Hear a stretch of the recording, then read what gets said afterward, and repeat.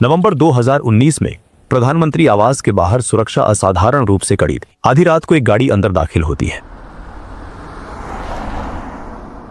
गाड़ी से उतरते हैं रॉ चीफ सामंत गोयल। उनके हाथ में एक मोटी फाइल होती है जिस पर लाल अक्षरों में लिखा होता है कॉन्फिडेंशियल। करीब 15 मिनट इंतजार के बाद कमरे का दरवाजा खुलता है। प्रधानमंत्री नरेंद्र मोदी सामने खड़े होते हैं और पूछते हैं कि इतनी रात को आने की क्या जरूरत पड़ गई। सामंत गोयल कहते हैं, सर, हमने हाफिज सईद को ढूंढ लिया है। हफीज सईद 26 नवंबर का मास्टरमाइंड, जिसके वजह से मुंबई में की मासूम लोग मारे गए थे। हफीज सईद का नाम सुनकर प्रधानमंत्री ने तुरंत एक मीटिंग बुलाई। उसी रात कैबिनेट कमेटी ऑन सिक्योरिटी की मीटिंग बुला ली जाती है। टेबल पर प्रधानमंत्री नरेंद्र मोदी, गृह मंत्री, विदेश मंत्री, NSA अजीत डोभाल और रॉ चीफ सामंत गोयल मौजूद होते हैं। गोयल फाइल खोलते हैं और हाफिज सईद की तस्वीरें, वॉइस सैंपल और इंटेलिजेंस रिपोर्ट्स सामने रखते हैं। वो बताते हैं कि अब UN में गुहार लगाने या अमेरिका से पाकिस्तान पर दबाव बनाने का समय निकल चुका है। अब भारत को खुद ऑपरेशन करना होगा। जैसे ही ऑपरेशन शब्द सुनाई देता है, प्रधानमंत्री पूछते हैं कि ऑपरेशन से उनका क्या मतलब है। गोयल साफ शब्दों में जवाब देते हैं कि हाफिज सईद को पाकिस्तान में उसके ISI आकाओं के सामने मौत के घाट उतारा जाएगा। मीटिंग में बैठे अजीत डोभाल कुछ पल सोचते हैं और फिर कहते हैं कि सईद को मारने का इससे बेहतर मौका शायद दोबारा नहीं मिलेगा। ये कहते हुए वो प्रधानमंत्री की ओर देखते हैं और हल्के से सिर हिला देते हैं। कमरे में फिर सन्नाटा छा जाता है। कुछ सेकंड बाद प्रधानमंत्री मोदी कहते हैं कि ऑपरेशन को आगे बढ़ाया जाए। इसी पर 26/11 के बाद पहली बार एक अधूरी कसम ने आकार लेना शुरू किया। इसी कसम का नाम था ऑपरेशन अलविदा। रॉ के पास सिर्फ एक ठोस जानकारी थी, हफीज सईद की लोकेशन। लेकिन यही जानकारी सबसे बड़ी चुनौती भी थी। सईद को पाकिस्तान की जमीन पर जाकर खत्म करना आसान नहीं था। वो लाहौर के पॉश इलाके जोहार टाउन में रहता था, जहां उसकी सुरक्षा किसी किले से कम नहीं थी। 24 घंटे पाकिस्तान पुलिस की तैनाती, CCTV निगरानी और सीमित आवाजाही। सईद के घर तक पहुंचना लगभग नामुमकिन था। सीधे ऑपरेशन का मतलब था अंतर्राष्ट्रीय संकट। रॉ को समझ आ गया था कि अगर सीधा वार संभव नहीं है तो रास्ता अंदर से बनाना होगा। इसके लिए जरूरी था सईद के घर के बेहद पास एक सुरक्षित और भरोसेमंद लोकल बेस। ऐसा ठिकाना जो शक के दायरे में न आए लेकिन हर गतिविधि पर नजर रख सके। कहानी यहीं से एक अलग मोड़ लेती है। दिसंबर 2019, दुबई। नावेद नाम का एक पाकिस्तानी नागरिक पिछले 6 महीनों से दुबई की एक जेल में बंद था। वजह मामूली थी, एक छोटी सी चोरी। नावेद एक आम आदमी था, कोई आतंकी नहीं, कोई एजेंट नहीं। एक दिन अचानक जेल के दरवाजे खुले। नावेद को बेल मिल गई थी। बेल कराने वाला आदमी था वासे। जेल से बाहर निकलते ही नावेद ने हैरानी में पूछा कि उसने उसकी मदद क्यों की। वासे ने कहा, मुझे तुम्हारी जरूरत है। उसने बताया कि उसका कारोबार पाकिस्तान और दुबई दोनों जगह फैला है और उसे एक भरोसेमंद पार्टनर चाहिए। नावेद उलझन में था। वो जानता था कि ये ऑफर असामान्य है, लेकिन पैसों की सख्त जरूरत ने उसकी शंकाओं को दबा दिया। कुछ ही समय बाद वासे ने उसे 50 लाख पाकिस्तानी रुपये दिए। ये रकम नावेद के लिए जिंदगी बदल देने वाली थी। कुछ महीनों बाद नावेद पाकिस्तान लौट आया। यहीं से रॉ की योजना जमीन पर उतरने लगी। एक दिन वासे का फोन आया। निर्देश साफ थे, लाहौर के जौहर टाउन में एक घर किराए पर लेना है। नावेद ने बिना सवाल किए हाउस नंबर 120 किराए पर ले लिया।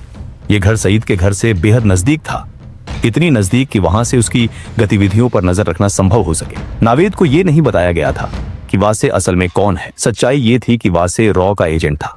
जो बेस रॉ महीनों से ढूंढ रही थी वो अब नावेद के घर के रूप में मिल चुका था। इसके बाद रॉ के एजेंट अलग अलग समय पर नावेद के घर आने जाने लगे, कभी कुछ दिनों के लिए, कभी कुछ हफ्तों के लिए। नावेद ने कभी सवाल नहीं किए, वो वही करता रहा जो वासे कहता था। अगले 6 महीनों में रॉ के एजेंट्स ने हफीज सईद की हर गतिविधि को बेहद बारीकी से ट्रैक किया। उसके घर के बाहर क्या हो रहा है, घर के अंदर कौन आ जा रहा है, किस समय कौन सी हलचल होती है, ये सारी जानकारी मिनट दर मिनट दर्ज की जाती रही। जौहर टाउन में बना वो गुप्त ठिकाना अब पूरी तरह काम करने लगा था। ये सारी इंटेलिजेंस लगातार भारत भेजी जा रही थी। दिल्ली में बैठे रॉ चीफ सामंत गोयल हर अपडेट पर नजर रखे हुए थे। ऑपरेशन अब अपने आखिरी चरण के बेहद करीब पहुंच चुका है। इस दौरान एक बात किसी के ध्यान में नहीं आई। नावेद हफ्ते में एक बार अपने परिवार से मिलने जाता था। ये उसकी सामान्य दिनचर्या का हिस्सा था, इसलिए रॉ के एजेंट्स ने इस पर ज्यादा ध्यान नहीं दी। उन्हें लगा कि ये एक आम आदमी की आम जिंदगी है। अब प्लानिंग लगभग पूरी हो चुकी थी। लोकेशन, टाइमिंग, सब कुछ तय था। बस एक आखिरी कड़ी बाकी थी। कुछ ही दिनों बाद वासे का नावेद को फोन आया। उसने नावेद को दुबई आने को कहा। वजह नहीं बताई गई। दुबई में दोनों की मुलाकात होती है। बातचीत के दौरान वासे अचानक एक गंभीर सवाल करता है। वो कहता है, क्या तुम्हें नहीं लगता कि पाकिस्तान जिन आतंकियों को पनाह देता है वो गलत है? नावेद बेपरवाही से जवाब देता है, इससे हमें क्या फर्क पड़ता है, वो तो हमारे दुश्मन हिंदुस्तानियों को मारते हैं। वासे कुछ पल चुप रहता है, फिर वो कहता है, मैं एक यहूदी के लिए काम करता हूँ। 26/11 हमले में उस यहूदी ने अपना पूरा परिवार खो दिया था। अब वो तुम्हारे पड़ोसी हाफिज सईद को मारना चाहता है। ये सुनते ही नावेद हैरान रह जाता है। उसके लिए ये सब किसी फिल्मी कहानी जैसा था। वासे आगे कहता है, मुझे सईद को मारने में तुम्हारी मदद चाहिए। नावेद को ये बात मजाक लगती है। वो साफ कहता है कि वो इसमें शामिल नहीं होगा, लेकिन वासे उसे एक और ऑफर देता है। अगर वो मदद करता है तो उसे अपने पूरे परिवार के साथ अमेरिका में बसाया जाएगा, साथ ही करोड़ों रुपये भी मिलेंगे। नावेद के सामने अब जिंदगी का सबसे बड़ा फैसला था। एक तरफ डर, दूसरी तरफ पैसों और सुरक्षित भविष्य का लालच। काफी देर सोचने के बाद आखिरकार नावेद हाँ कह देता है। इसके कुछ ही समय बाद नावेद के खाते में 15 करोड़ रुपए ट्रांसफर कर दिए जाते हैं। ये इस बात का संकेत था कि अब पीछे हटने का कोई रास्ता नहीं है। अब ऑपरेशन अलविदा अपने अंतिम मोड़ पर था। कई हफ्तों की गहन सोच विचार और जोखिम के आकलन के बाद रॉ एक निर्णायक नतीजे पर पहुंची। तय हुआ कि हाफिज सईद को कार बम के जरिए निशाना बनाया जाएगा। नावेद के घर में रह रहे रॉ के एजेंट्स ने चुपचाप एक काली टोयोटा कोरोला खरीदी। इसी गाड़ी के भीतर 300 किलो RDX भर दिया गया। पूरा काम इतनी सफाई से किया गया कि किसी को शक तक नहीं हुआ। इस कार को नावेद के घर से कुछ दूरी पर एक अंडर कंस्ट्रक्शन बिल्डिंग में पार्क कर दिया गया। वहां न चौकीदार था न कैमरे। इस कार के बारे में नावेद को बिल्कुल पता नहीं। अब रॉ के सामने सबसे बड़ा सवाल था, इस कार को सईद के घर तक कौन ले जाएगा। ये ऐसा काम था जिसमें ड्राइवर का जिंदा लौटना लगभग नामुमकिन था। रॉ को एक ऐसे इंसान की जरूरत थी जो पैसों के बदले अपनी जान देने को तैयार हो। कुछ ही समय बाद अफगानिस्तान से एक आदमी को चुपचाप पाकिस्तान लाया गया। वो बेहद गरीब था, लेकिन एक बात साफ थी, वो मरने से नहीं डरता था। उसे भरोसा दिलाया गया कि ऑपरेशन के बाद उसके परिवार को बड़ी रकम दी जाएगी। अब नावेद के घर में कुल 4 लोग, 3 रॉ एजेंट और 1 अफगानिस्तानी। नावेद ने कभी नहीं पूछा कि ये लोग कौन हैं, कहां से आते हैं और क्या करते हैं।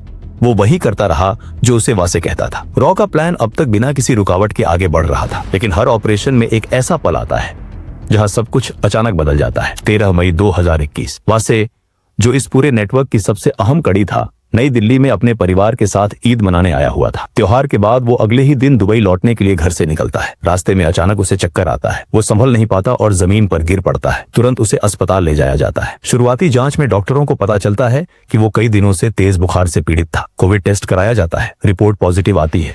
हालत तेजी से बिगड़ती है और वासे को ICU में शिफ्ट कर दिया जाता है। अगले 2 दिन वो जिंदगी और मौत के बीच जूझता रहता है। आखिरकार रॉ का ये जाबाज और बेहद अहम एजेंट दुनिया को हमेशा के लिए अलविदा कह देता है। जैसे ही ये खबर रॉ हेडक्वार्टर्स पहुंचती है, वहां भूचाल आ जाता है। वैसे सिर्फ एक एजेंट नहीं था, वही नावेद को संभालता था। उसकी मौत का मतलब था कि पूरा ऑपरेशन फेल। वही दूसरी तरफ नावेद की आदत थी कि वो हफ्ते में एक बार अपने परिवार से मिलने लाहौर से बाहर निकलता था। लेकिन इस बार कहानी कुछ और ही थी। इस बार नावेद की गाड़ी सीधे एक हाई रैंकिंग ISI ऑफिसर के घर पर जाकर रुकी। असल सच्चाई ये थी कि नावेद कभी पूरी तरह ईमानदार नहीं था। वो शुरू से ही वासे पर शक करता आ रहा था। शुरुआत में ये शक हल्का था, लेकिन जैसे जैसे वक्त बीतता गया, ये शक गहराता चला गया। और जिस दिन वासे ने उसके सामने हफीज सईद को मारने की बात कही, उसी दिन नावेद का शक यकीन में बदल गया। नावेद समझ चुका था कि वो किसी बेहद खतरनाक खेल का हिस्सा बन चुका है। इसी जानकारी को वो चुपचाप पाकिस्तानी एजेंसियों तक पहुंचा देता है।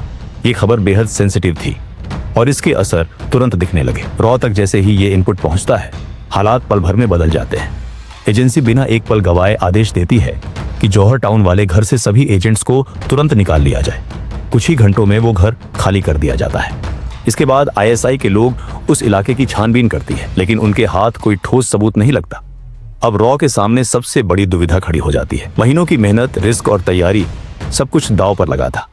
सवाल सिर्फ एक था, क्या ऑपरेशन को आगे बढ़ाया जाए या यहीं रोक दिया जाए। इस गंभीर मुद्दे पर एक बार फिर रॉ की एक अहम मीटिंग होती है। मीटिंग में देश के प्रधानमंत्री नरेंद्र मोदी भी मौजूद होते हैं। आखिरकार फैसला लिया जाता है, ऑपरेशन जारी रहेगा। अब कहानी अपने अंतिम अध्याय में दाखिल होती है। जून 2021, लाहौर, सुबह के ठीक 11 बजे। रॉ के एजेंट्स अफगान युवक को पूरी सावधानी से ISI की नजर से बचाते हुए उस अंडर कंस्ट्रक्शन बिल्डिंग तक लाते हैं। यही वो जगह थी जहां पहले से विस्फोटकों से भरी काली कोरोला गाड़ी खड़ी थी। युवक को एक बार फिर पूरा प्लान विस्तार से समझाया जाता है।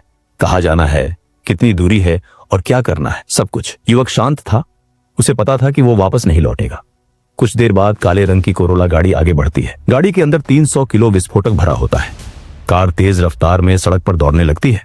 और हाफिज सईद के घर के पास पहुंचती है। सईद के घर से कुछ ही दूरी पहले एक चेक पोस्ट बना हुआ था। वहां खड़े पुलिसकर्मी रोज की तरह ड्यूटी पर थे। अचानक उनकी नजर एक तेज रफ्तार से आती काली कार पर पड़ती है। गाड़ी की रफ्तार सामान्य नहीं थी। पुलिसकर्मी तुरंत हाथ उठाकर गाड़ी को रोकने का इशारा करते हैं, लेकिन इससे पहले कि वो कुछ समझ पाते गाड़ी सीधे बैरिकेड से टकरा जाती है और अगले ही पल एक जोरदार धमाका होता है। धमाके की आवाज पूरे जौहर टाउन में गूंज जाती है। आग और धुएं का गुबार आसमान में उठता है। धमाके की ताकत इतनी ज्यादा होती है कि हाफिज सईद के घर की एंट्रेंस, लोहे का गेट और सामने का ढांचा पूरी तरह उड़ जाता है।